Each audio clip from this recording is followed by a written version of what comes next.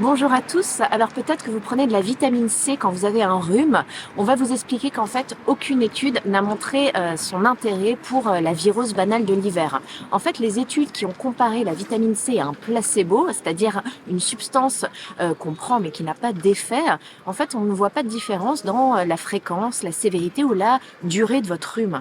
Parce qu'en fait, ce qu'il faut comprendre en médecine, c'est que l'effet placebo, il existe vraiment. C'est-à-dire que quand vous prenez un médicament, en fait, vous avez l'impression d'être acteur de votre santé, vous prenez soin de vous, vous êtes actif. Et en fait, rien que ça, on prouve qu'en fait, ça fait un effet différent que de ne rien faire du tout, même si la substance en elle-même n'est pas ce qui explique l'amélioration. Donc la vitamine C, en fait, c'est très rare d'en manquer dans les pays comme la France. Il suffit en fait d'un agrume par jour ou bien de brocoli, de poivron. C'est assez facile d'en trouver dans l'alimentation. Le corps a besoin de 110 mg par jour. Donc c'est largement couvert. Le scorbut, qui est la carence en vitamine C, est maintenant rarissime dans nos pays.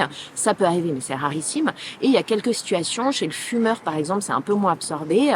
Et chez les sportifs de très haut niveau, les athlètes qui font du sport tous les jours, eux, ils ont une inflammation à bas bruit qui fait qu'ils peuvent parfois nécessiter un peu plus de vitamine C. Mais pour les autres personnes, en fait, il n'y a pas de plus-value à en acheter, ça coûte cher, et c'est pas forcément intéressant d'en avoir. Et parfois même, les excès peuvent être nocifs. Ça peut avoir des conséquences rénales, ça augmente l'absorption du fer.